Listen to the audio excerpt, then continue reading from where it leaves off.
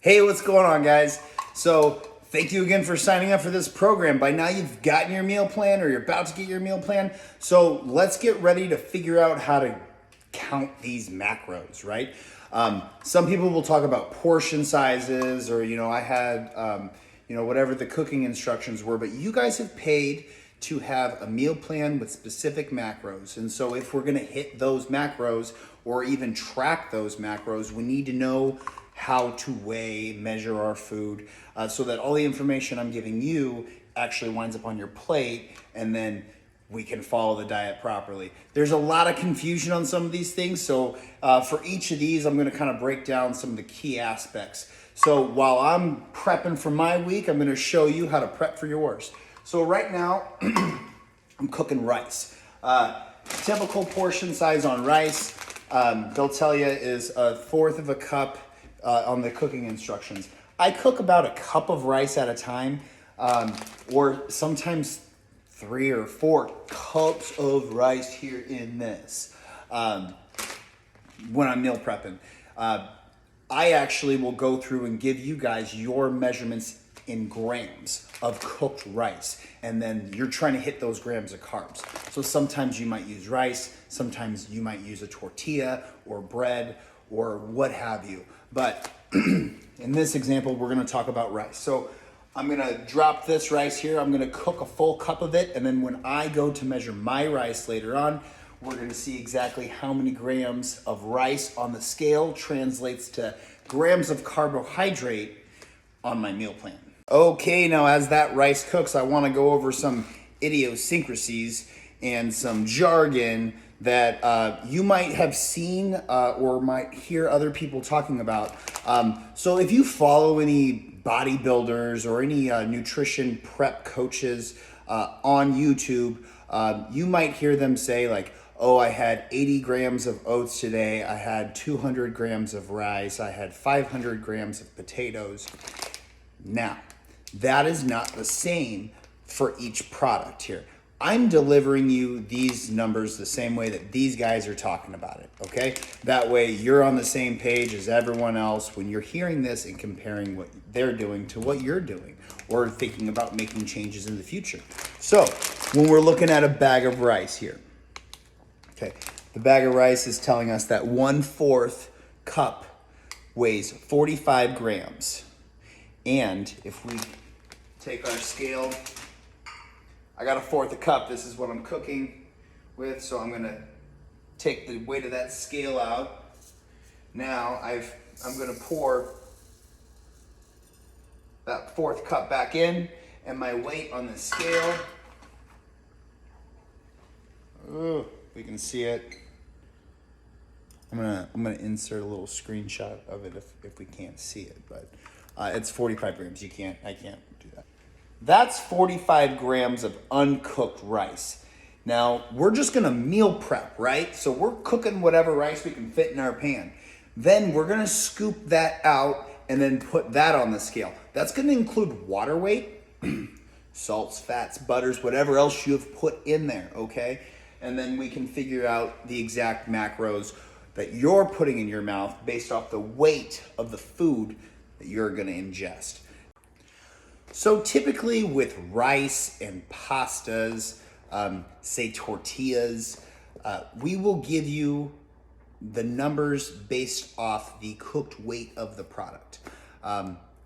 It's just typical jargon. I can't explain it any further than that. If you want to always track and go, as long as you're hitting the macros I give you, I really don't care. But simply put, this is how everyone does it. Rice, though, in a different way. Cream of rice. So cream of rice, a lot like oatmeal, which we're gonna cover right now too. I'm gonna be giving you based off the weight of the dry product or the dry volume. So a lot of times cream of rice, a typical serving size is still that same 1/4 cup that we have from regular rice. we're still getting the same 35 grams of carbohydrates from that dry product once it's cooked, or even if you did that and threw it in, that's 35 grams of carbohydrate. Now, one of my favorite prep foods right now is my little cream of rice snack that I get. I'll have it for breakfast. I'll have it pre-workout. Sometimes I'll have it right before bed if I feel like I need a little bit more carbs just to keep me tied over through the night. Typically I'll have it and I'll wake up lighter, so it's like my little miracle pudding. So I do 1/4 cup of cream of rice. You're gonna take that with 1 cup of water in a bowl, stir it up a little bit, throw it in the microwave for a minute, minute and a half, stir it. Once you start to feel like it's getting clumpy, make sure you're breaking up those clumps, stir it around. It'll start to all kind of soak up and absorb at that point. Now, once you get to that point, you want to take a scoop or a half scoop, depending on your protein requirements at that point in time, of level 1. I do the blueberry muffin, or my other big time favorite is the cinnamon cookie batter. But you mix that, I throw a few berries or some cut up apples, or maybe a little bit of applesauce, just some simple sugars. Sometimes people will throw in a little jelly too, but then the next big key ingredient is the fat to kind of help those all kind of stick together. Depending on your macros, we don't want to go over, so you definitely have to track and measure this. But I use a tablespoon of either almond butter or cashew butter or natural peanut butter. Any type of that will be a great fat to help help it sit in your stomach a little bit better, and then 2, kind of slow down the absorption of those really simple carbohydrates you're pumping in your body. Okay, right now we're gonna go over oatmeal. Oatmeal is one of the most popular choices I'll put on for breakfast, just because it's such a great food, lower glycemic index, and then it's very nutritionally dense. First, we're gonna get that scale zeroed out. Place my bowl. Oatmeal, we're generally gonna give you in dry weight, okay? So if we're doing the volume here, most people will look at this and they'll say, well, serving size is a half a cup. I had my oatmeal for breakfast. You paid for specific macros, so unless you're only doing 27 grams of carbohydrate, you're gonna be cooking more than this. Just how much? So let's find out on the scale.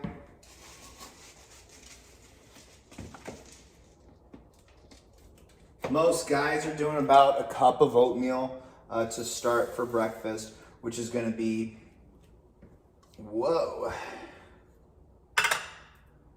97 grams of oats there in that 1 cup. Now, let's say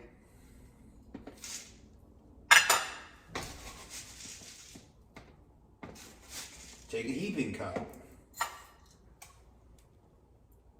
109. Okay, well, there's some variability there. So usually I'm gonna have people start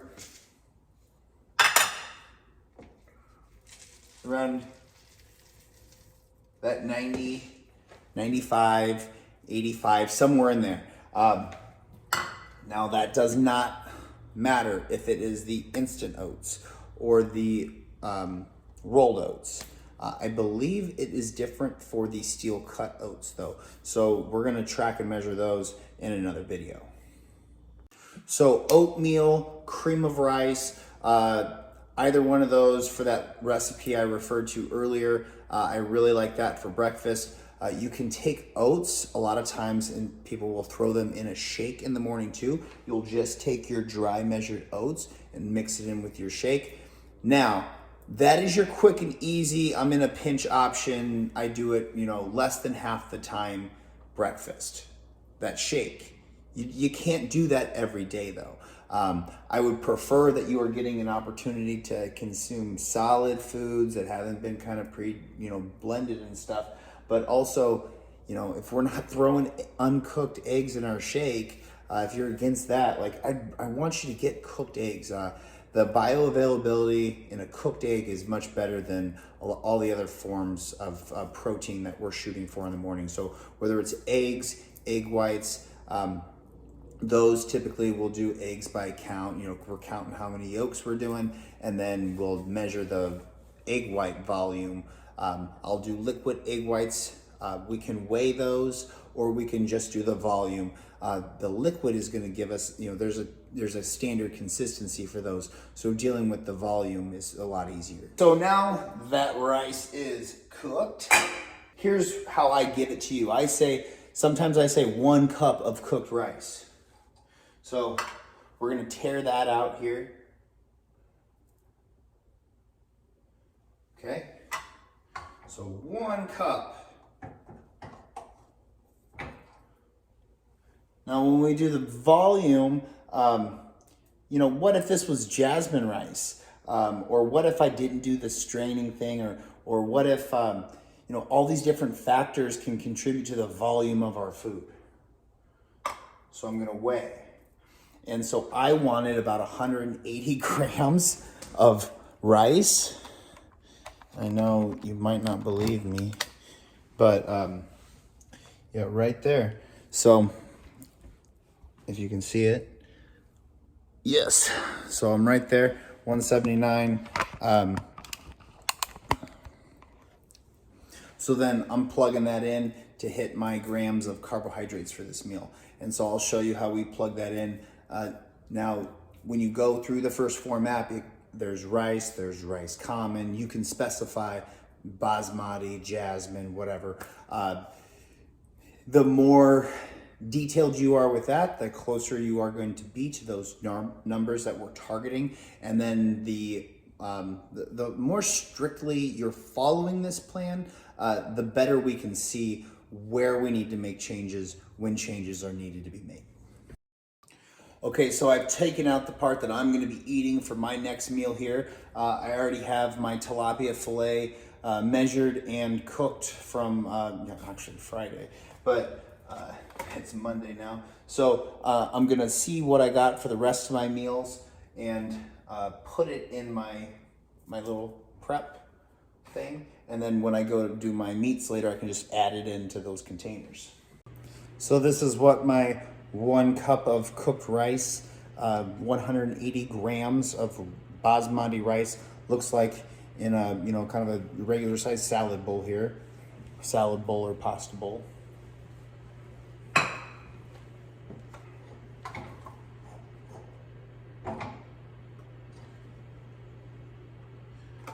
We'll get the meal prep container out, get that scale zeroed.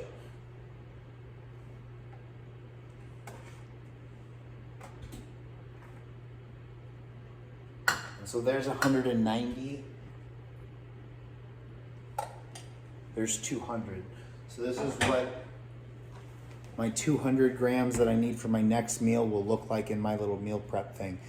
You know, you can bunch it up, you can spread it out, you can flatten it out, but it's in there, it's weighed. I know what it weighs, I know what it is, I know my macros. More carbs? Yeah. Post-workout. Post-workout, everyone knows you gotta have a protein shake, right? Well, sure.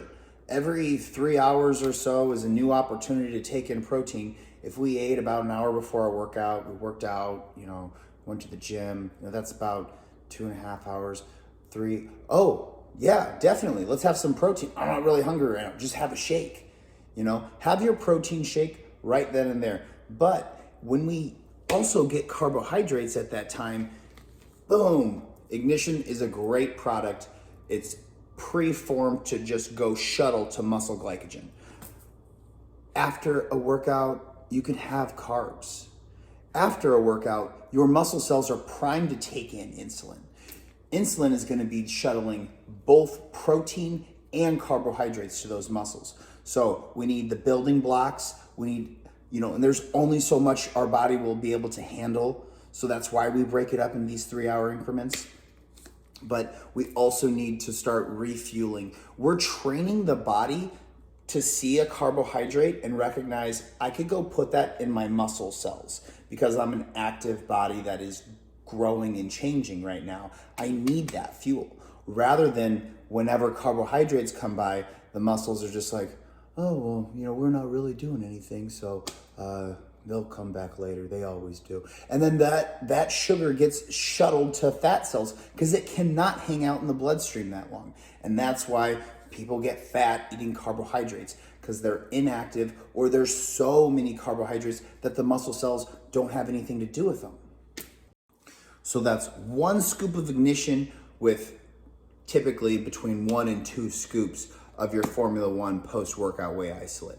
That's going to give you 43 grams of carbohydrates from this ignition. Ladies will stick to about 1/2 scoop, because I do want you guys to be eating again in about 30 minutes to an hour, getting ready to have a full meal with a full range of vitamins, nutrients from whole foods. Guys, gals, whether you're bulking or cutting, if you are open to taking supplements to enhance your performance in any way, the number one is creatine monohydrate. First Form's got your creatine monohydrate right here. Do not take creatine monohydrate without taking at least 35 to 50 grams of carbohydrate.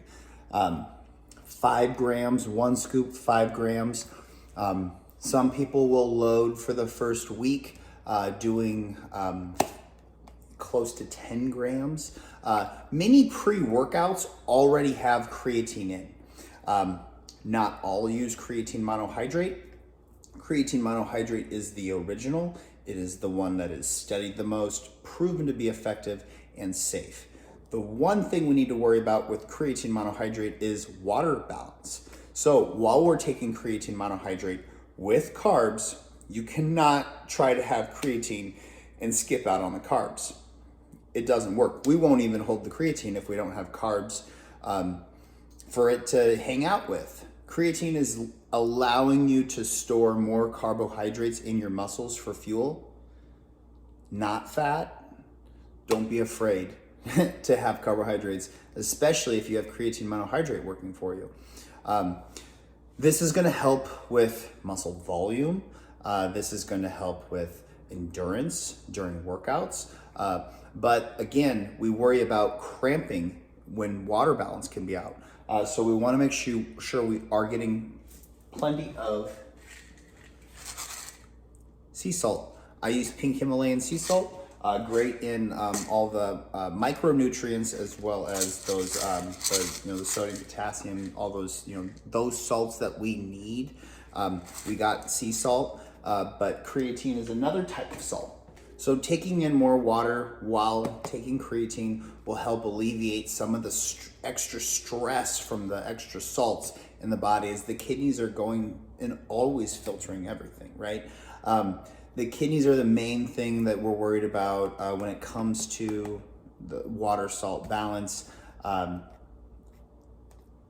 The other thing that kind of coincides with why they'll say that creatine causes or creatine can cause some added stress is because it is normally paired with a diet that is higher in red meat and protein in general. But typically red meat is going to have an even higher strain, and red meat is also highest in creatine, natural creatine itself. So there's a few factors at play there. But whenever we're in a high protein diet, we also need to be taking in more water. So for various reasons throughout this diet process, and people will talk about water is one of the most important things. Be sure we're drinking water with every meal. Be sure that we're drinking water when we wake up and before we go to bed. And if we have a glass with us throughout the day, we're more likely to be drinking it. All right, so that video was summarizing how to weigh, track, measure your food, specifically the carbohydrates. We might make another video on protein and some of the fats as well. The main thing on weighing and tracking protein is that we want to take those measurements for the meat raw, because cooking can change the weight dramatically, whether it's dry or overcooked, undercooked. There's just so many variables. So we want to get a firm estimation of raw weights on meats. As you track throughout the day, later in the day, you might realize you do not have carbs available for dinner, or you do not have more than 5 grams of fat available for dinner. And so those are the limits we set in order to create the caloric deficit that's going to allow you to burn fat each and every week. So here you go. Here's a screen recording of me typing in one of my previous days. Pay attention to how we take the unit of measure from whatever's predetermined by the app at the time, whether it's a count, a cup, whatever it is, grams, ounces, fluid ounces. I'm putting those amounts in the way that I've measured them myself, and you should be measuring them the way that I'm delivering them to you. So if I'm saying, hey, I want you to eat 180 grams of rice, I want you to cook rice, weigh 180 grams of rice on the scale, and that will be the amount of carbohydrate you're going to have in that meal, right? Right. So here you go, plug away.